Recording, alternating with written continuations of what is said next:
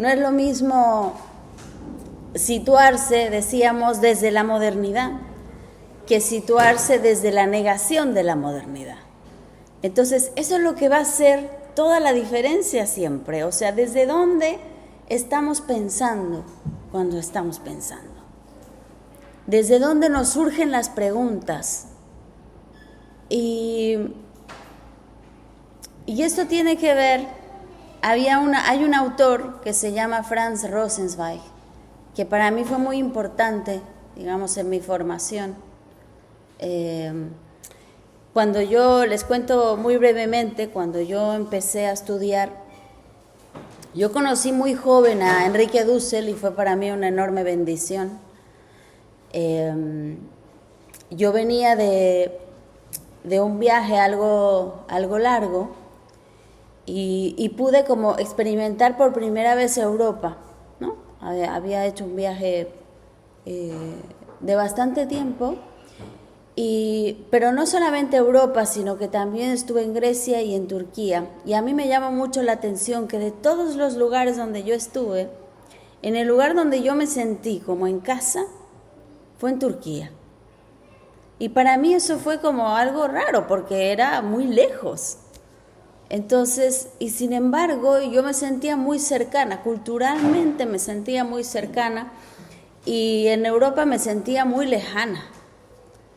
Y bueno, yo era muy joven en ese entonces, pero ese viaje a mí me despertó muchas reflexiones.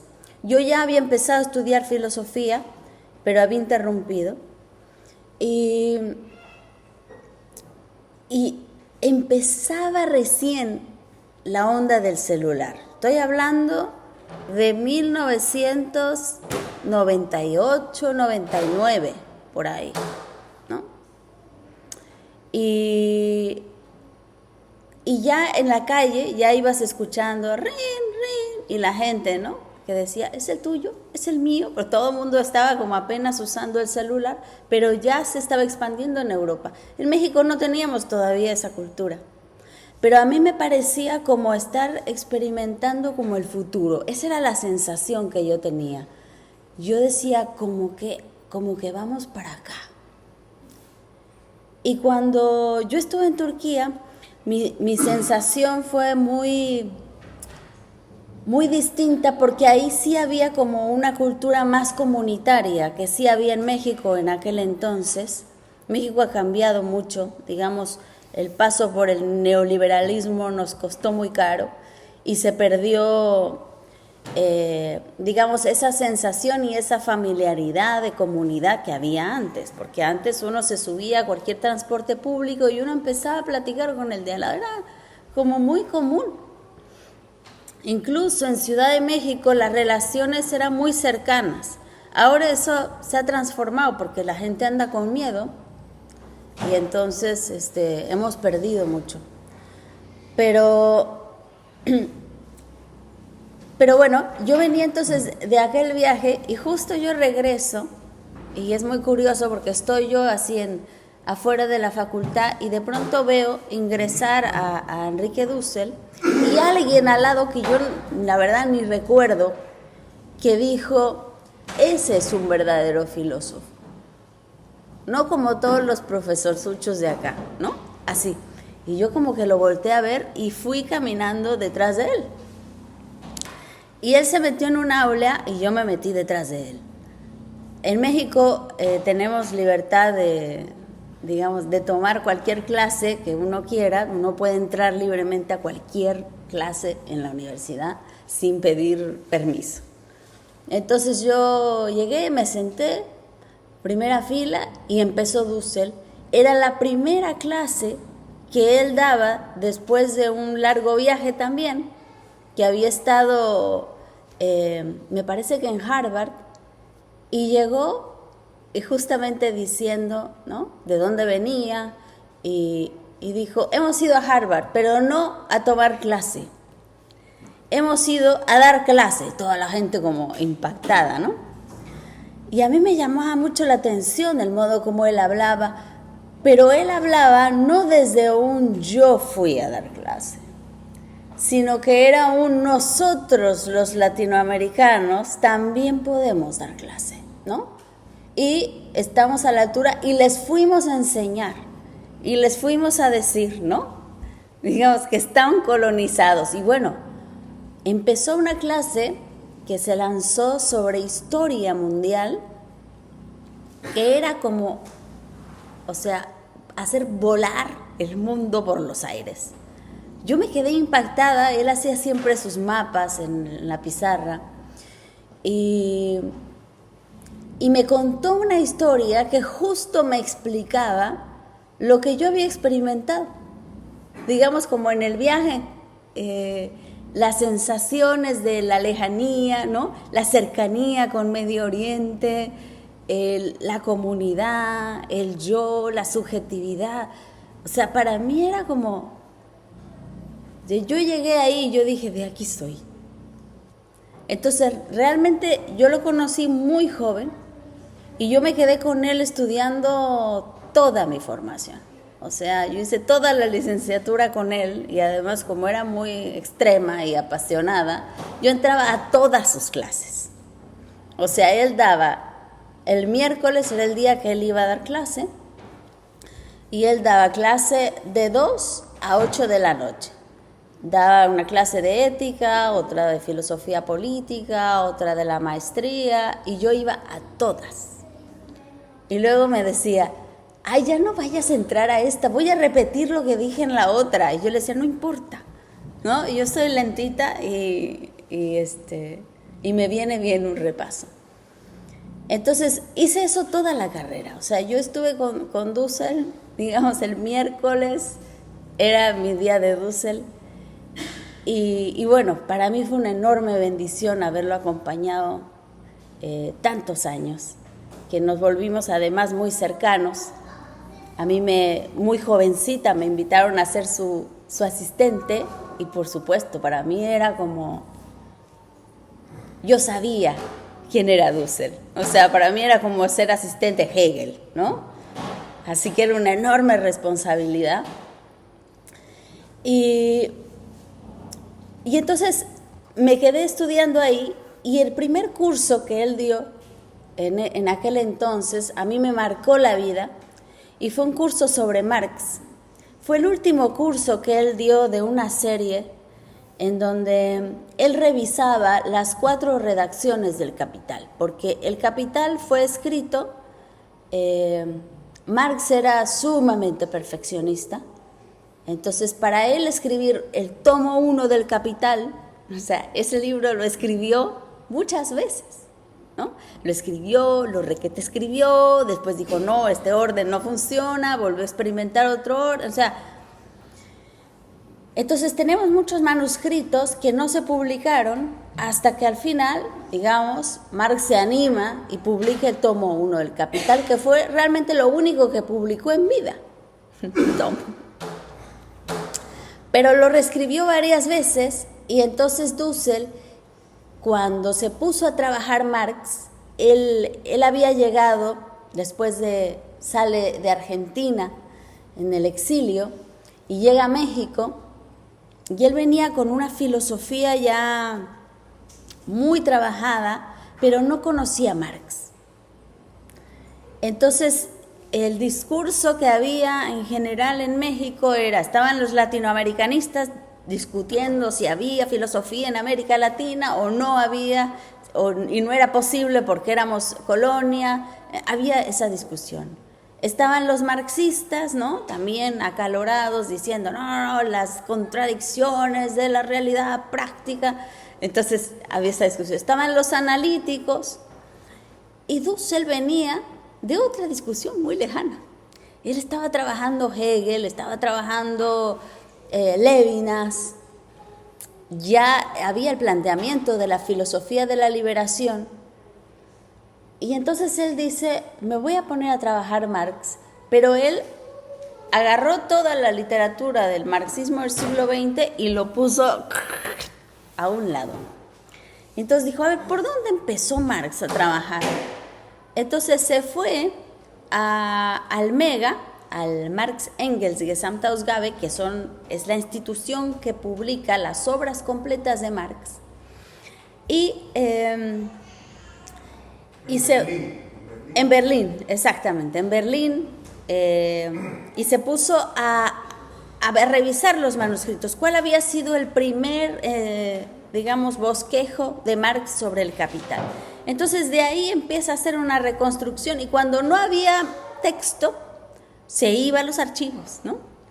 Y cuando no había texto, entonces él hizo como toda esa reconstrucción, de manera que llegó finalmente a la claridad de que había 4 redacciones del Capital de Marx.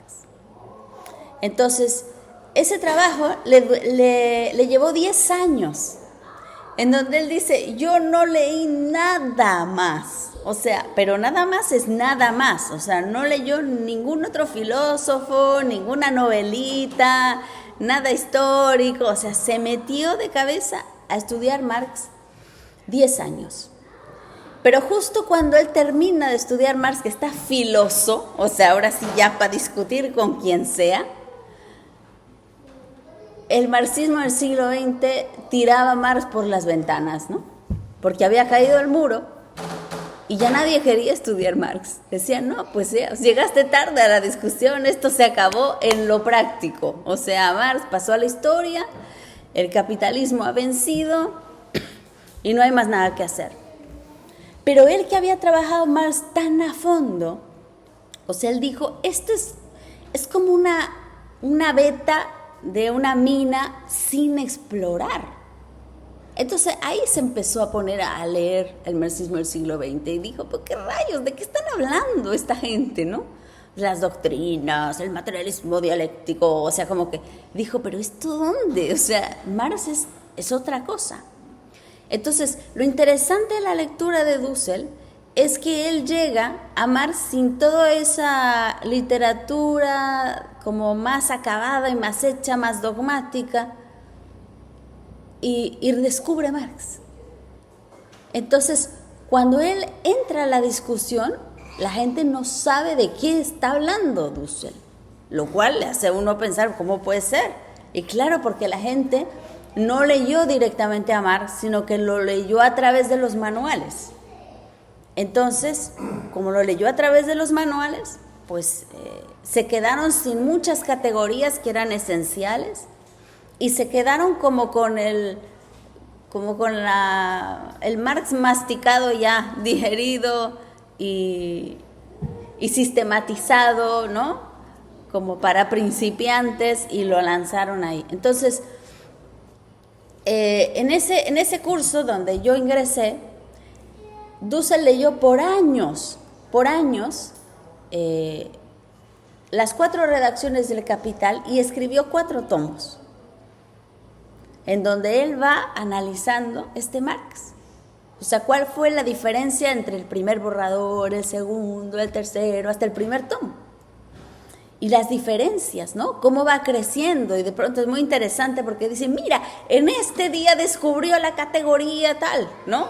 Miren cuántas veces aparece la palabra vida en el Capital. O sea, él empieza como a hacerse preguntas y a notar cosas nuevas que nunca se habían visto, ¿no? Y él, de hecho, lo cuenta, por ejemplo, cuando se escribió uno de los diccionarios de marxismo más importantes, que lo compiló un alemán, Fritz Haug. Cuando se encontró con Dussel, le dijo, ¿por qué no te escribes algo, Enrique? Y le dijo, ya, a ver, vamos a ver qué tienes, ¿no? Porque seguro ya tienes la mayor parte de las categorías. Y le dijo, ¿quién escribió sobre trabajo vivo? Y Fritz Haug, ¿trabajo vivo? ¿Y qué es el trabajo vivo? Y Dussel se quedó como impactado. Dice, para mí es la categoría más importante de Marx. Y nadie había escrito una entrada sobre trabajo vivo. Entonces dijo Dussel, pero ¿en qué está el marxismo del siglo XX? O sea, realmente estamos como en dimensiones separadas. Entonces, en aquel curso, ¿no?, en donde estuvimos leyendo ya los tomos de Dussel, ¿no? Estuvimos ya leyendo lo que él había escrito, que ya estaba publicado y todo. Él dijo algo que para mí fue fundamental, y es: el método de la filosofía de la liberación es el mismo método que utiliza Marx en El Capital. Y yo, o sea, eso fue para mí como una revelación. Yo dije, wow, o sea, este es el método, digamos, de la ciencia crítica. Porque el libro del Capital es el libro más crítico que se ha escrito, o sea, desde que se escribió. O sea, ¿cómo podemos nosotros, digamos, desarrollar una ciencia crítica a ese nivel y que se pueda aplicar en las distintas disciplinas? Porque él lo hizo, digamos, para descubrir el capitalismo, pero habría que hacerlo, qué sé yo, con las ciencias sociales, habría que hacerlo con la filosofía, habría que hacerlo con la pedagogía. Entonces yo decía, hay que hacer explícito ese método, ¿no? Claro que mi visión del método entonces, pues también era como una herramienta, ¿no? Hagamos una herramienta como para que a todo mundo le sirva. Y entonces yo le dije a Dussel, doctor, tenemos que explicitar el método de Marx. Y me dijo, bienvenida, puedes hacerlo. Él ya tenía para entonces un libro que se llama Método para la filosofía de la liberación, que es una reflexión maravillosa justamente del método de Marx. Entonces, bueno, yo ese libro me lo leí, me lo releí, y entonces yo le pregunté al maestro, ¿y qué puedo hacer como para entrar en tema? Yo era jovencísima, imagínense, yo creo que tenía 18, 19 años, y él me dijo, bueno, pues te tienes que poner a estudiar primero la dialéctica de Hegel, pero años. Entonces dije, bueno, ya pues. Y me puse toda la licenciatura, o sea, toda la licenciatura estuve trabajando Hegel. Todos los más cursos que pude encontrar, de la lógica, la fenomenología, de la filosofía del derecho, y estuve años leyendo sin entender una palabra, pero una palabra. Y yo creo que quien fue para mí determinante en la comprensión de Hegel fue Juan José Bautista, que ya venía trabajando y que además fue muy interesante porque cuando yo lo conocí, empezamos ya a conversar, él también asistía a los cursos, o sea, habíamos como algunos que siempre estábamos ahí. O sea, yo no era la única loca fan de Dussel, sino que habíamos varios que íbamos como, así como en peregrinación detrás del maestro a todas sus aulas, ¿no? Y Juan José Bautista era uno. Claro que en ese momento él ya era, digamos, mucho más formado, ya estaba en la maestría, y bueno, entonces cuando empezamos a conversar nos fuimos dando cuenta que teníamos más o menos el mismo proyecto, lo cual fue una hermosa coincidencia porque empezamos a trabajar como más orgánicamente, ¿no? Claro que yo era muy muchacha en ese entonces, pero él me introdujo como a las grandes tesis de la dialéctica hegeliana, porque él estaba también trabajando el método de Hegel. Entonces, fue en ese momento, o sea, después de años de estudiar Hegel, yo hice una tesis de licenciatura sobre el método dialéctico, que mi idea era, bueno, ya estudié Hegel, ahora voy a estudiar Marx, ¿no? Pero yo empecé a trabajar Marx y yo decía, es que me parece Hegel. O sea, que hay algo que no funciona, ¿no? O sea, porque yo vengo de estudiar Hegel, leo a Marx, que es la inversión de Hegel, y yo estoy viendo Hegel. Entonces no veo la inversión. Y lo que había pasado, que es lo que pasa casi siempre, que uno empieza a estudiar un autor y al final, digamos, te metes en las categorías que empiezas a mirar la realidad desde ahí. O sea, me había hegelianizado. Y entonces la pregunta es, ¿y ahora cómo me deshegelianizo? O sea, ¿cómo hago el trabajo para poder pensar la inversión? Entonces, eso para mí era un laberinto, porque yo vi varios compañeros que hicieron el trabajo de estudiar Hegel y se quedaron ahí. Y después se volvieron críticos de Dussel. Miren qué cosa. Alumnos de Dussel, ¿no? Se volvieron críticos de Dussel y terminaron contra Dussel. Eurocéntricos y afirmando la filosofía moderna. Una cosa muy fuerte. O sea, estudiar un autor no te deja intocado, te atraviesa, te constituye. Y por eso hay que tener cuidado con lo que uno lee, porque por ahí te puedes voltear también. Entonces, fue justamente Juan José Bautista que me puso en mis manos un libro que se llama Estrella de la Redención, de Franz Rosenzweig. Y fue para mí realmente la manera de salir de Hegel. Él es un autor muy interesante porque Franz Rosenzweig empieza siendo hegeliano. Él era judío, alemán, le toca ir a la Primera Guerra Mundial, muy jovencito, y es en la guerra que empieza a hacer su transformación existencial. Y él, en medio de la guerra, se da cuenta que Hegel tenía razón. Pero él ya era hegeliano. Pero en la guerra dice, Hegel tiene razón de un modo macabro. O sea, es horrible que tenga razón, porque todas las potencias de Europa se están disputando encarnar el espíritu absoluto. Y por eso la guerra es el lugar donde se están debatiendo a ver quién es más brutal para poder tomar el lugar del espíritu absoluto, o sea, del imperio. Entonces, Hegel tenía razón en el sentido de que Europa había realmente, o sea, tenía el espíritu de la modernidad, que es un espíritu imperial, un espíritu dominador, que está en la subjetividad de la gente, ¿no? Como pequeños egos chiquititos, espíritus de dominación chiquititos, pero que cuando tú lo llevas al nivel del Estado, pues se vuelve un imperio que se debate en ese sentido.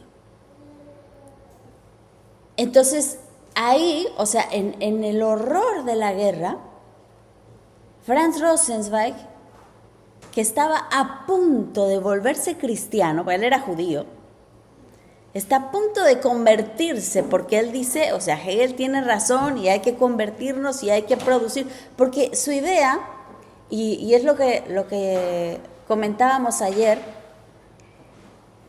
en general todos los filósofos tienen una buena intención.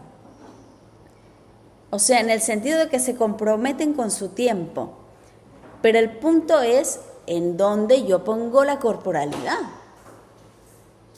Entonces Hegel la puso en todo su optimismo, en la modernidad que él estaba viendo pujante y lleno de utopías. Pero Rosenzweig ya está mirando los efectos de esa modernidad que entra en disputa y que pasa por encima de todas las individualidades. Entonces, Rosenzweig vuelve a los libros y dice, wow, aquí lo dice Hegel, ¿no? Los singulares son, o sea, los individuos, ¿no? Son como flores del campo pisadas por el espíritu absoluto. No tienen ninguna importancia. Lo que importa es la afirmación del espíritu absoluto. Entonces, como que Rosenzweig ve eso y dice, wow, o sea, el individuo no importa al final. Lo que importa, ¿no? Es como el gran espíritu, o sea, Dios realizándose en la historia. Pero es un Dios al que no le importan las individualidades, que bien puede barrer con un pueblo entero, porque lo que importa es que se afirme y se goce, ¿no? Entonces, si nos damos cuenta, es un Dios, como dijimos ayer, sacrificial. O sea, que necesita del sacrificio humano para poder reconocerse, gozarse y lograr su fin. Entonces, Rosenzweig se queda en el horror porque él, o sea, que ve a las personas, o sea, ahí caer, ¿no? O sea, caer en el campo de batalla. Y él dice, pero es que cuando se acaba una vida, se acaba el mundo. Y esto tiene que ver mucho con la filosofía, digamos, del pueblo hebreo, semita, ¿no? Semita, o sea, común a todos los pueblos semitas, musulmanes, judíos, cristianos, en el sentido de, si se piensa, por ejemplo, en Adán y Eva, si alguien hubiese matado a Adán, se acabó la humanidad. Se acabó la humanidad. Es decir, en el singular, en realidad, está toda la potencia de la humanidad. O sea, el singular es fundamental, porque es la posibilidad, ¿sí?, de expansión de la raíz de la vida. Entonces, una vida vale un mundo. Entonces dice Rosenzweig, esto está al revés. Esto está al revés. Y entonces dice, no, fíjense, es muy curioso porque cuando Hegel hace la reconstrucción de la historia de la filosofía, parece que es la señora filosofía la que va filosofando a través de la gente, ¿no? O sea, la filosofía es como un ente, más allá que en los griegos se desarrolla de este modo, pero después, ¿no?, en la época medieval va descubriendo estos otros temas. Primero es, digamos, muy llena de símbolos y de historia, y después se empieza a volver cada vez más abstracta, hasta que finalmente en la modernidad, pues es la filosofía moderna de la razón. Pero entonces, si vemos, la filosofía se está pensando a sí misma. ¿Y dónde está el ser humano? El ser humano es como la mediación a través de la cual la filosofía se filosofa. Entonces dice Rosenzweig, esto es el mundo al revés. Y dice Rosenzweig, ¿y qué pasa si yo me callo? A ver que hable la filosofía. No puede hablar. Si yo me callo, se calla la filosofía. Entonces dice, es un fetiche, es un modo invertido de pensar, de hablar, de sentir y de vivir. Porque no es la filosofía, digamos, la señora filosofía, la que filosofa a través de nosotros. Somos nosotros los que estamos filosofando desde nuestra vida. Pero todo el planteamiento del idealismo de Hegel es al revés. Entonces Dios, ¿no?, quien se realiza a través del ser humano, y no es el ser humano que va construyendo, ¿no?, narrativas para poder desarrollarse, construir modos de vida. Entonces dice Rosenzweig, esto es el mundo al revés. Entonces Rosenzweig dice, yo voy a pensar desde las dos plantas de mis pies, con nombre y apellido. Yo, Rosenzweig, ¿no? Franz Rosenzweig, que estoy en este contexto, en este mundo, en esta situación, y estoy pensando, y el mundo se me aparece de esta manera. Entonces dice, ¿qué cosa? Tenemos un entendimiento enfermo, porque no pensamos desde nuestras dos plantas del pie, pensamos desde otro lugar. Tenemos que aprender a pensar desde nuestra existencia, desde el lugar en donde estamos. O sea, de ese modo se nos va a abrir el mundo con plena conciencia de que lo que estamos pensando vale para nosotros y seremos más humildes. El problema es que siempre nos situamos al revés. Nos situamos como desde la idea y desde ahí pues nos sentimos como todopoderosos porque nos situamos desde el espíritu absoluto, Y por supuesto que hablamos con un espíritu de dominación totalmente exacerbado y fuera de nosotros. Entonces, Rosenzweig dice, hay un entendimiento sano y hay un entendimiento enfermo. Y todo el idealismo de la modernidad es entendimiento enfermo. Porque no piensa desde sus propios pies y por eso está siempre en la hibris, en la locura, ¿no? Diría Santiago Castro Gómez. O sea, fuera de sí. No piensa desde el lugar donde está. Entonces, desde ahí, él empieza a trabajar lo que él le llama el nuevo pensamiento, haciendo un corte y diciendo, no, yo voy a pensar desde aquí, desde la existencia. Entonces, ahora se darán cuenta que para mí fue fundamental en el proceso de deshegelianizarme. Porque realmente yo estaba pensando desde el espíritu absoluto y por supuesto que iba Marx y Marx me parecía pues un gran discípulo de Hegel. O sea, porque no era capaz yo de cachar la diferencia entre uno y otro. Pero entonces Rosenzweig que me muestra como el camino de eso, ¿no? De poner tus pies, como dice Dussel, ¿no? Tus pies hundidos en la arena y pensar, por ejemplo, desde los pueblos originarios. No es lo mismo pensar desde las carabelas de Colón que van llegando y dicen, tierra a la vista, que poner los pies en la arena y ver esas cosas flotando en el mar y decir, ¿qué rayos es eso, no? Debe ser algo, digamos, dioses o espíritus o quién sabe, venidos de otro mundo. Quetzalcóatl, por ejemplo. Entonces, ese tránsito para mí fue muy importante. O sea, atravesar Rosenzweig, ¿no? Y empezar como a experimentar eso. A empezar a pensar desde la existencia. Y entonces se me fue como revelando también otras notas, ¿no? Otra cosa que para mí fue fundamental fue el rescatar, por ejemplo, de Juan José, que lo dice Hegel en la fenomenología del espíritu.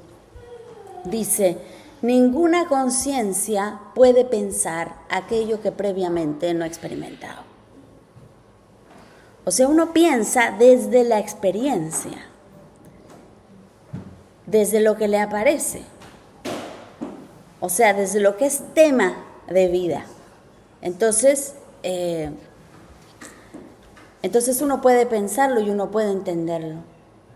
Entonces como que el hecho de transitar para mí hacia la filosofía de la liberación fue como ir logrando ese lugar, el lugar, dice Enrique Dussel, el lugar de enunciación. Siempre le hacía mucho énfasis en eso. ¿Cuál es tu lugar de enunciación? ¿Desde dónde tú te sitúas? ¿Desde dónde tú estás pensando? Y ese es un lugar que por una parte uno nace en un lugar. Ahora tenemos que ser conscientes de ese lugar de donde venimos. Pero también uno puede elegir el lugar desde donde pensar. Que eso ya es lo que nos toca y eso ya es una decisión ética. Porque entonces, digamos, más allá de si yo soy de color o no, de si yo he sufrido racismo o no, de todas maneras yo puedo pensar desde esos lugares. Y en la filosofía de la liberación se trata de buscar el lugar crítico. El lugar más crítico, el lugar de la negación. ¿Por qué? Porque ese lugar de la negación es lo que me va a dar la perspectiva verdadera de lo que tengo enfrente. El lugar de la negación es el lugar que da verdad. Entonces, ¿por qué? ¿Por qué el lugar de la negación es el lugar que da verdad? Porque te muestra el sistema como tal en su funcionamiento, en sus efectos, en sus consecuencias. No solamente te muestra, digamos, el lado lindo, el lado luminoso, sino que te muestra lo real.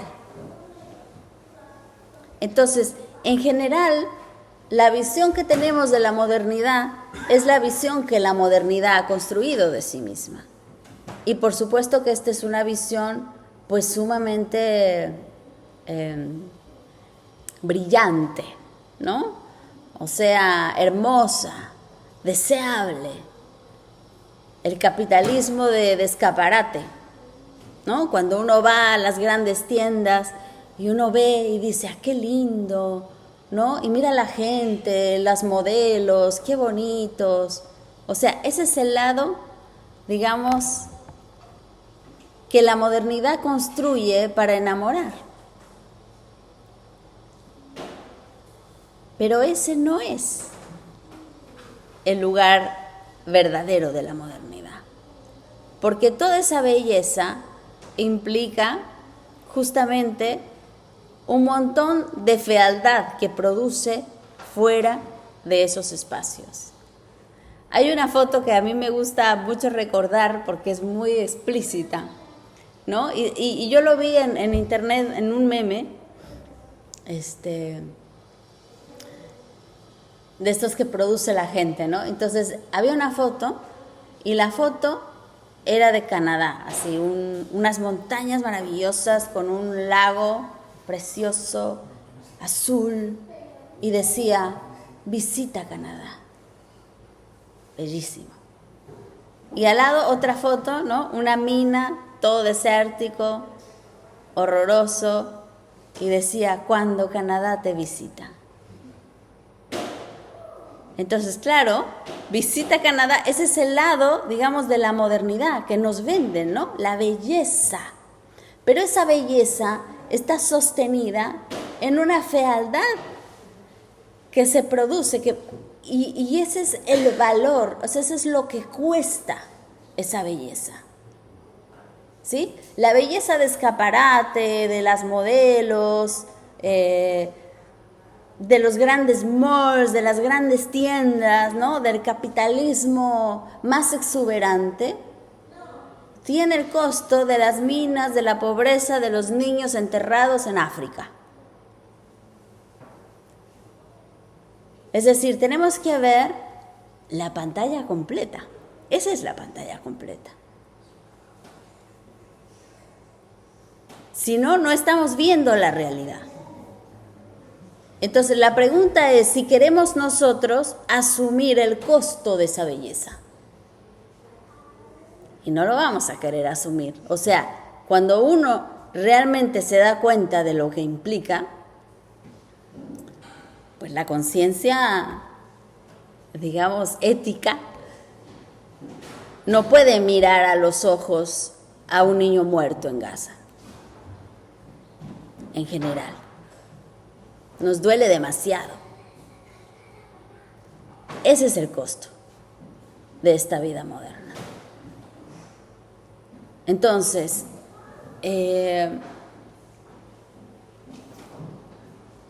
la crítica la tenemos que hacer situándonos en el lugar. O sea, tenemos que escoger ese lugar. Y ese lugar hoy, por ejemplo, está en Gaza. Tenemos que aprender a pensar desde ahí. O sea, la modernidad del siglo XXI es quien está produciendo, digamos, lo diría así, el Estado de Israel es la modernidad in extremis. Y a mí me gusta mucho esta formulación, bueno, es terrible, es horrorosa, pero me gusta mucho para explicarlo, digo. Esta formulación que tiene el doctor Grossfogel, que decía, en un principio se afirmaba, cristianízate o te mato, ¿no? Entonces, bueno, tú te podías salvar si te cristianizas, ¿no? Si te cristianizas, si comes puerco, si realmente lo demuestras, ¿no? Después fue, civilízate o te mato. Entrar en la civilización, o sea, modernizarte.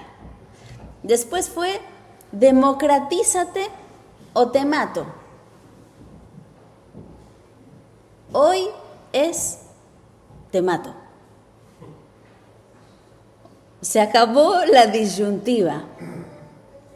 Ahora, ¿por qué se acabó la disyuntiva? Porque existir es ya lo que está negado. O sea, eres y te mato.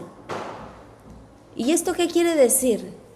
Quiere decir que hay gente que sobra. Y que para que el imperio pueda ser, para que algunos puedan ser, para que el 1% pueda ser, necesita matar al resto. Entonces, Hinckelammer tenía una formulación muy hermosa que él la enuncia a partir de analizar muchos pueblos, mucha historia, mucha mítica.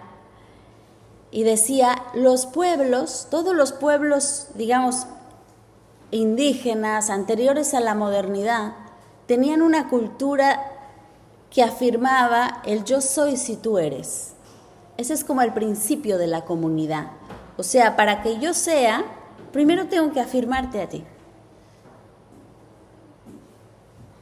La modernidad es exactamente lo contrario de la afirmación de la comunidad. O sea, es el yo soy si tú no eres. Y por eso es que ahora, digamos, se ha vuelto el te mato. Porque para que yo sea, te tengo que matar. Para que el Estado de Israel sea, tengo que exterminar a todos los palestinos.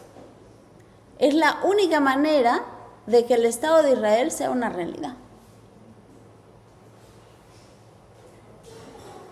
Entonces, tenemos una guerra franca construida entre el 1% y el 99% de la población.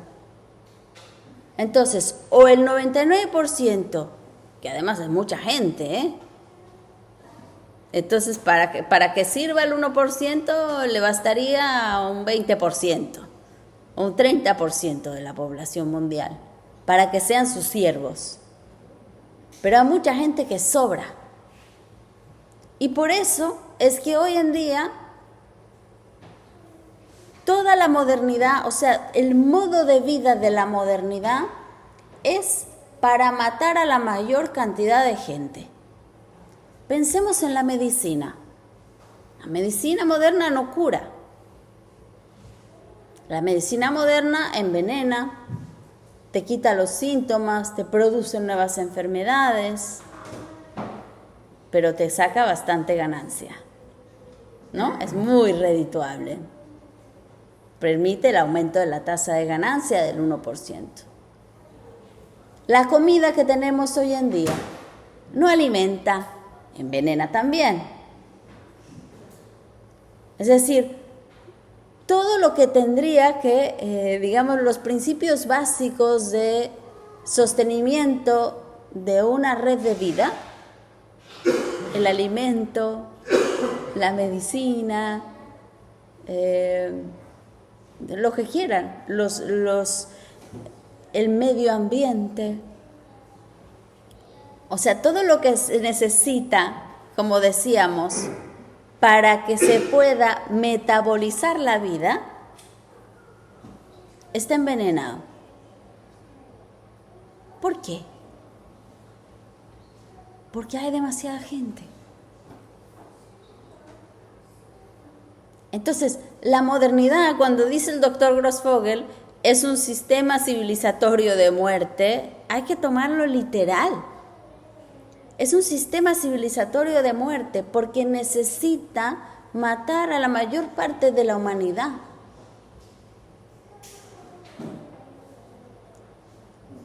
Vivir implica vivir y construir un modo de vida que reproduzca la vida, es la rebeldía máxima que podemos producir hoy en día. comer sano es también rebeldía y resistencia. Aprender a sanarnos es también rebeldía y resistencia.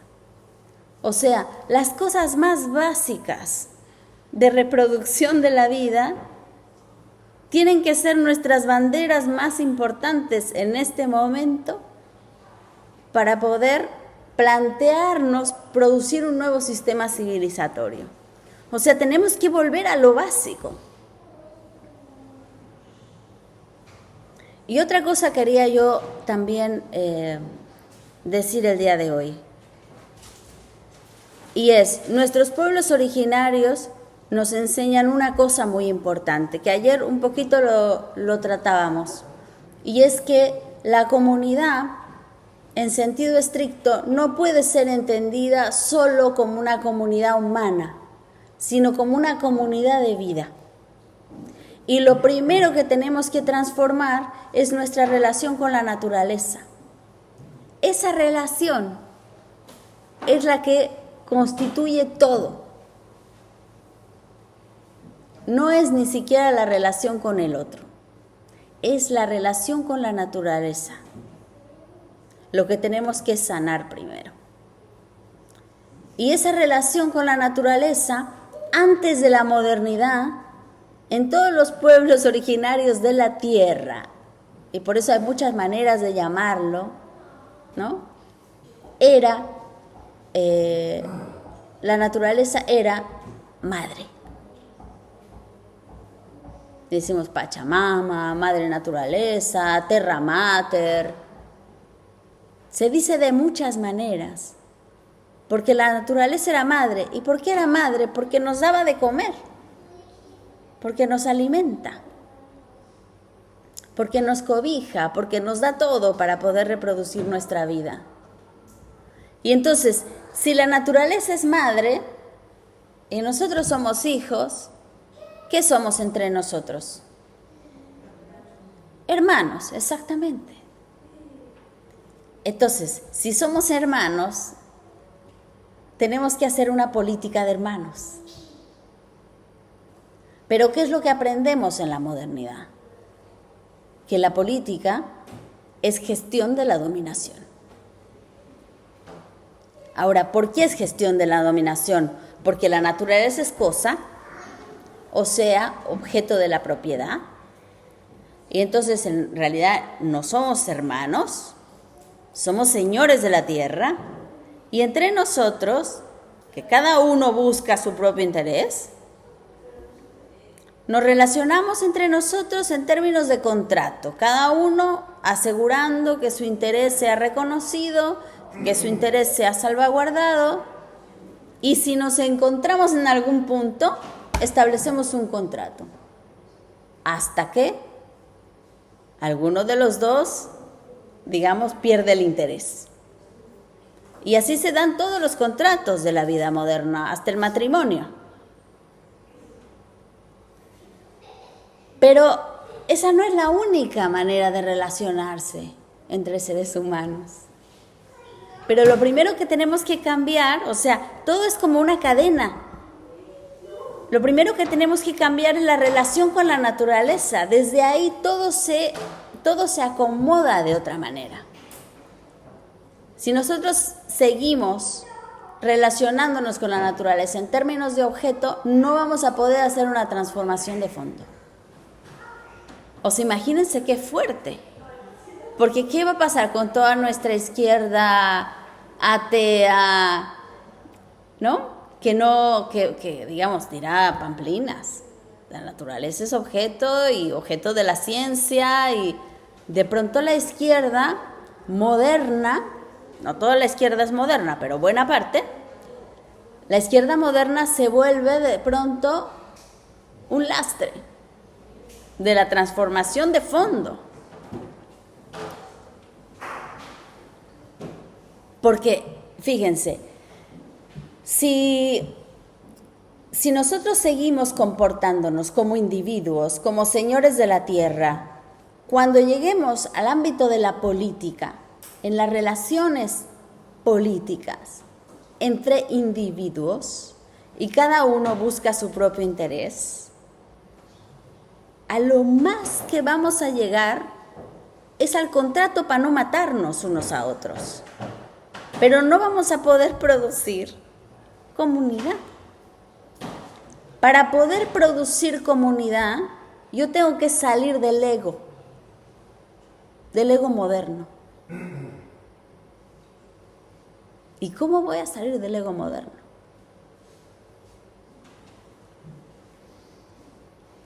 Este es el reto mayúsculo. Por esto, digamos, toda la sesión de ayer, digamos, apuntamos al tema de la subjetividad. O sea, lo que tenemos que transformar para hacer una revolución es la subjetividad. Y no soy yo solito, porque la subjetividad es intersubjetividad. No puedo yo hacer la revolución comunitaria. Tengo que hacerla con mis pares. Tenemos que hacerla entre todos. Y tenemos que aprender a criticarnos entre todos y a avanzar entre todos y a trabajar en el camino. Es decir, los retos que tenemos son mayúsculos, pero no son inalcanzables tampoco.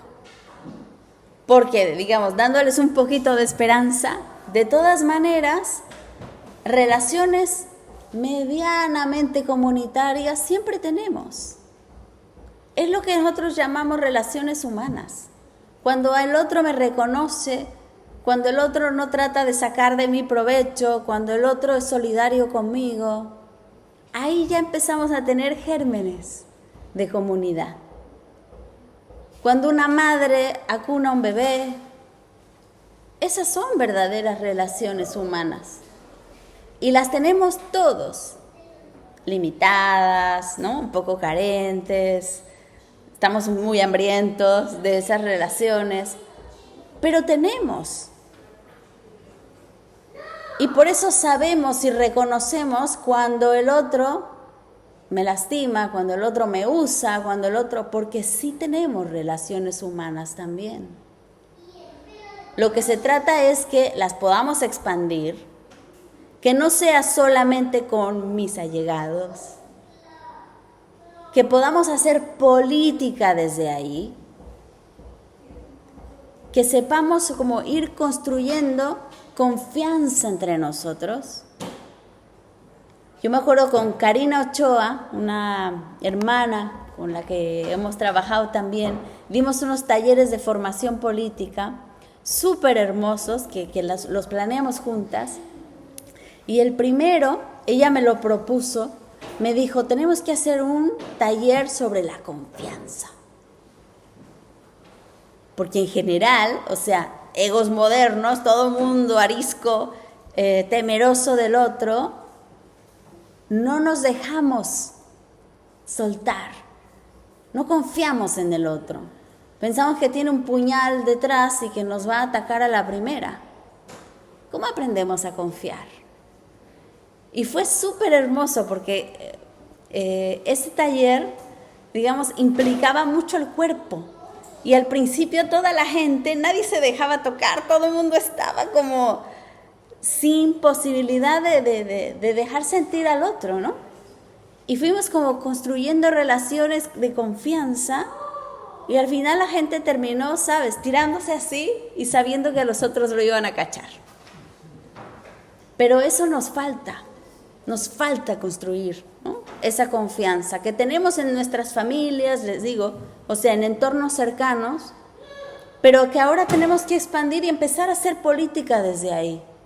Claro, por supuesto que no tenemos que ser ingenuos, o sea, tenemos que saber con quiénes, ¿no? Con el imperio, con Trump, o sea, no a todo mundo le puedo yo dar mi confianza. Tenemos que también tener claro cuáles son los enemigos y cuáles son los amigos. Pero sí tenemos que trabajar ese tema, porque si no, entonces la comunidad no es posible. Y la comunidad es como condición de posibilidad para una verdadera transformación. Entonces, decíamos, la madre, ¿no? La madre nos hace hijos. Como hijos nos volvemos hermanos. Pero hay otros parientes, nos decía Juan José Bautista. Y esos otros parientes son los ancestros. Está volándose Katia el día de hoy.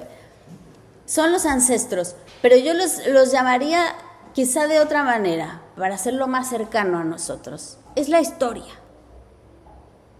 O sea, es la historia que nos constituye. Es la historia que la tenemos hecha carne también, porque somos historia. Cuando ayer hablábamos, ¿no? Somos polvo de estrella, o sea, tenemos que traer toda esa memoria. Y todas esas luchas que nos preceden, porque esas luchas son las que finalmente nos constituyen, nos hacen estar aquí. A mí me ha parecido realmente hermoso. Ahora en México, saben que acaba de haber elecciones, ganó Claudia Sheinbaum, que es, digamos, quien recoge en este momento el proyecto de la Cuarta Transformación de México, después de un sexenio en donde Andrés Manuel López Obrador gobernó con un proyecto, digamos, de nación, un proyecto que había demasiadas necesidades, se cumplieron muchísimos objetivos, hay mucho por hacer, por supuesto, en 6 años, por más que él haya trabajado doble jornada, porque dijo, vamos a hacer en 6 años lo que se hubiera hecho en 12 años, porque vamos a trabajar 2 jornadas al día. Vamos a trabajar 16 horas por día, y lo hizo, 6 años. Y realmente se avanzó muchísimo por eso, o sea, se hizo lo que en 2 sexenios. Ahora continúa el proyecto de la Cuarta Transformación y el primer discurso de Claudia Sheinbaum, ella nombró ahí, o sea, trajo a la memoria a todas las ancestras. Y para mí fue como un claro signo de que ella ha entendido el tema de la comunidad, en este sentido que les estoy planteando, porque estamos aquí por esa memoria, por esas luchas. Esas luchas son lo que dan sentido. Y esas luchas, cuando nosotros las recogemos, y que se podría decir en la historia, cayeron, fallaron, se frustraron, ¿no? Pero cuando nosotros estamos aquí hoy hablando de ellas, de ellos, esa es una clara prueba de que vencieron, de que no murieron en vano. Porque esa lucha habita en nosotros, porque le damos sentido. Y entonces todo valió la pena, porque nosotros estamos recogiendo eso. Y cuando nosotros tomamos conciencia de eso, nos llenamos del espíritu de los ancestros. Y tenemos más fuerza que la que tenemos si solo somos individuos. Porque dentro de nosotros está el ejército de los ancestros que nos acompaña. Y entonces esa comunidad se completa. Y es lo que llamamos una comunidad de vida. Porque la historia es esa vida. Y es la que nos llena por dentro, la que da sentido a nuestra lucha, la que nos da fuerza, lo que nos hace tirar más el cuerpo cuando de plano no podemos, porque nos llenamos de esa energía. Y esto no es, digamos, una cosa que uno se invente, es algo que uno siente.